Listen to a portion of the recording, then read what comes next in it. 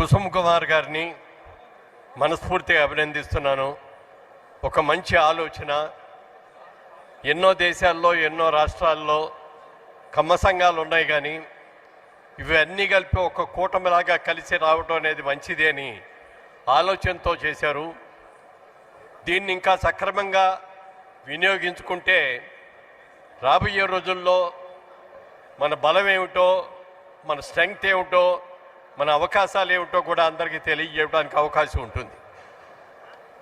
ఇందాక రేవంత్ రెడ్డి గారు అన్నట్టుగా ఎక్కడ పాటి మట్టి ఉంటుందో, ఎక్కడ నీటి వస్తుంటుందో అక్కడ కమ్మవాడు ఉంటాడని చెప్పే మాట 100కి 100 నిజం. ఏ దేశంలో అయినా సారవంతమైన భూమి ఉంది, నీటి వసతి ఉంది అంటే అక్కడికి వెళ్ళి కష్టపడి పనిచేసి పంటలు పండించేటువంటి గొప్ప తత్వం ఎవరికి ఉంది అంటే కమ్మవారికి మాత్రమే ఉంది. ఒకానొక సందర్భంలో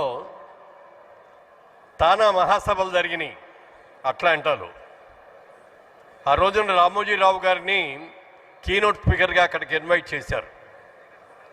అప్పుడు రామోజీరావు గారు ఒక మాట చెప్పారు, మన ఆంధ్రదేశం నుంచి బాగా చదువుకొని డాక్టర్లుగానో, ఇంజనీర్లుగానో, ప్రొఫెసర్లుగానో, వ్యాపారస్తులుగానో బయటకు వచ్చిన వాళ్ళు చాలామంది ఉన్నారు అమెరికాలో. ఇక్కడ చాలామంది సభలో డాక్టర్లు ఉన్నారు కాబట్టి ఈ డాక్టర్లకందరికీ నేను ఒక ఛాలెంజ్ చెప్తున్నాను.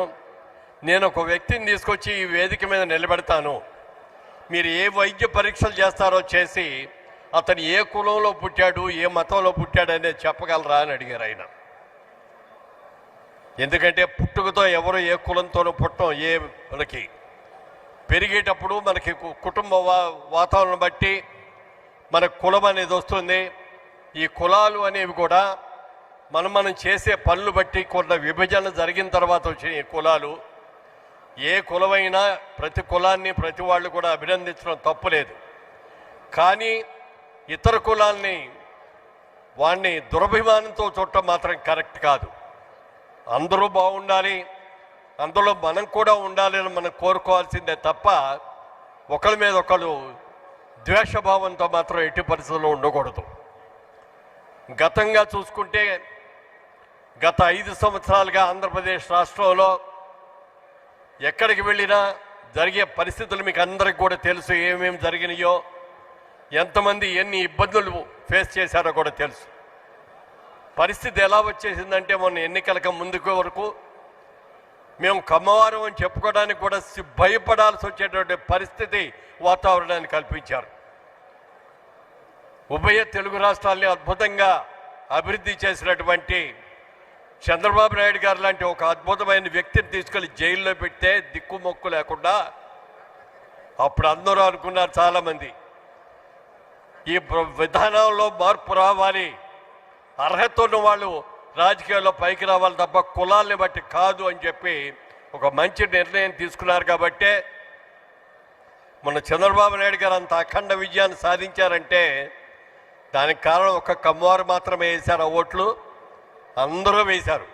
అన్ని కులాల వాళ్ళు వేశారు, అన్ని మతాల వాళ్ళు వేశారు, అన్ని అందరూ కూడా వేశారు. కాబట్టే అంత అఖండమైన విజయాన్ని సాధించాం.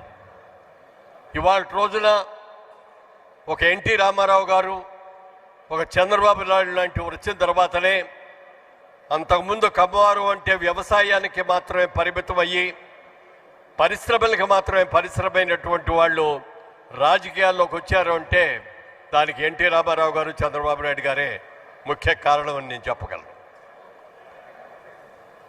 తమిళనాడు నుంచి కూడా మన సోదరులు వచ్చారు, ఎంపీ గారు కూడా. తమిళనాడులోకి వెళ్ళి చూస్తే దాదాపుగా 40% మంది తెలుగు వాళ్ళు ఉన్నారు తమిళనాడులో.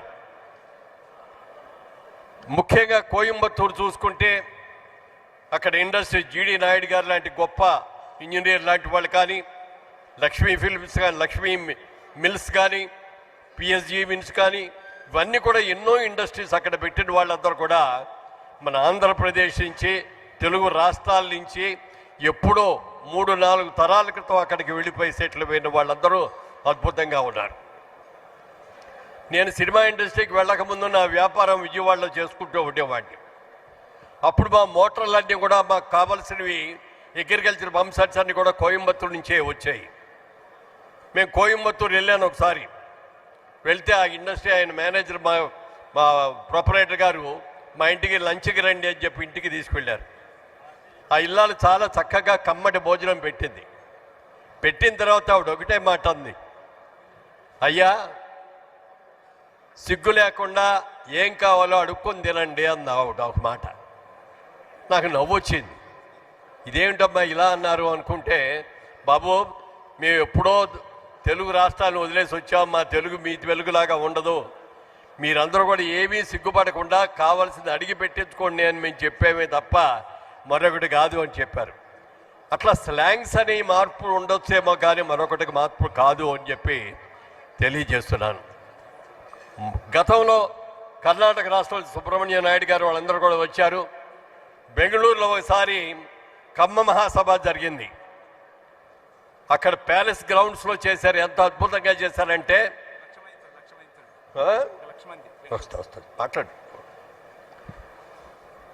1,00,000 మంది పైగా ఆ రోజున కమ్మవారు అక్కడికి వచ్చారంటే, నేను నా జీవితంలో ఎప్పుడూ అంతమంది కమ్మవారిని ఒక వేదిక దగ్గర ఒక సభలోనూ చూడటం అనేది జరగలేదు. అదే ఫస్ట్ టైం. అంత అద్భుతంగా వచ్చారు. ఇవాళ కర్ణాటక రాష్ట్రంలో వ్యవసాయదారులు ఎవరు అంటే కమ్మవారు అని చెప్పి మనం ఘనంగా చెప్పుకోగలం. అలాంటి సభని తొందరలో మళ్ళీ కర్ణాటకలో కూడా చేయబోతున్నామండి అని చెప్పి సుబ్రహ్మణ్యం నాయుడు గారు చెప్పారు. చాలా సంతోషం అండి. ఆ సభలో తప్పకుండా వస్తాం, మేమందరూ కూడా వస్తాం, మేమందరూ కూడా చేస్తామని చెప్పి మీకు అందరికీ కూడా మాటిస్తూ, మరి కుసుమ్ గారు చేస్తున్నటువంటి ఈ కృషిని మనస్ఫూర్తిగా నేను అభినందిస్తూ, మా సహకారం ఎప్పుడు ఏది విధంగా కావాలన్నా మేము సిద్ధంగా ఉన్నామని చెప్పి రాబోయే రోజుల్లో ఈ సభల్ని ఇంకా ఇంకా ఇంకా ఘనంగా చేద్దామని మనం చేస్తూ సెలవు తీసుకున్నాను. జై హింద్.